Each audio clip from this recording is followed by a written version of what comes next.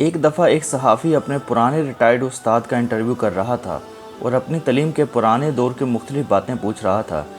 اس interview کے دوران نوجوان صحافی نے اپنے استاد سے پوچھا، سر ایک دفعہ آپ نے اپنے لیکچر کے دوران کانٹیکٹ اور کنیکشن کے الفاظ پر بحث کرتے ہوئے ان دو الفاظ کا فرق سمجھایا تھا۔ اس وقت بھی میں کنفیوز تھا اور اب چونکہ بہت عرصہ ہو گیا ہے مجھے وہ فرق یاد نہیں رہا۔ آپ مجھے ان الفاظ کا مطلب سمجھا دیں تاکہ مجھے اور میرے چینل کے ناظرین کو آگاہی ہو سکے۔ استاد مسکرایا اور اس کے سوال کے جواب دینے سے کتراتے ہوئے صحافی سے پوچھا، کیا آپ اسی شہر سے تعلق رکھتے ہیں؟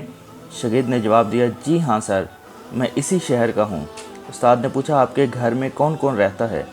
شاگرد نے سوچا کہ استاد صاحب میرے سوال کا جواب نہیں دینا چاہتے، اس لیے ادھر ادھر کی مار رہے ہیں۔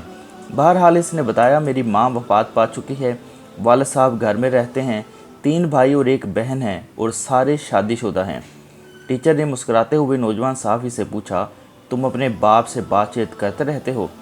اب نوجوان کو غصہ بھی آیا اور کہا، جی میں اپنے باپ سے گپ شپ کرتا رہتا ہوں۔ استاد نے پوچھا، یاد کرو پچھلی دفعہ تم باپ سے کب ملے تھے؟ اب نوجوان نے غصے کا گھونٹ پیتے ہوئے کہا، شاید 1 ماہ ہو گیا ہے، جب میں ابو کو ملا تھا۔ استاد نے کہا، تم اپنے بہن بھائیوں سے تو اکثر ملتے رہتے ہوگے، بتاؤ پچھلی دفعہ تم سب کب اکٹھے ہوئے تھے اور گپ شپ کا حوال پوچھا تھا؟ اب تو صحافی کے ماتھے پر پسینہ آ گیا اور لینے کے دینے پڑ گئے۔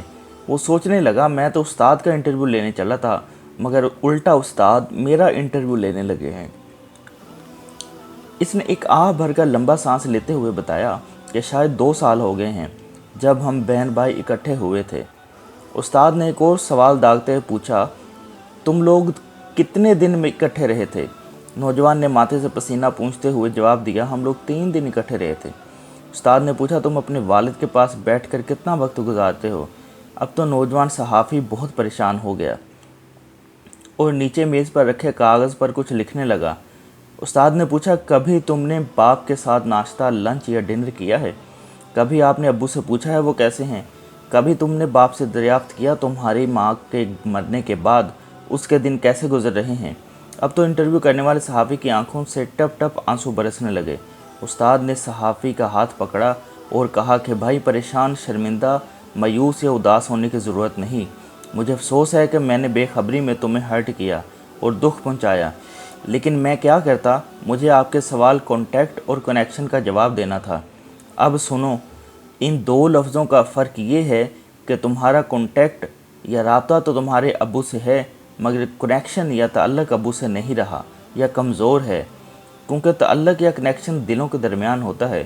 جب کنیکشن یا تعلق ہوتا ہے تو آپ ایک دوسرے کے ساتھ وقت گزارتے ہیں، ایک دوسرے کا دکھ درد بانٹتے ہیں، ہاتھ ملاتے ہیں، گلے سے لگتے ہیں اور ایک دوسرے کا کام خوشی خوشی سر انجام دیتے ہیں۔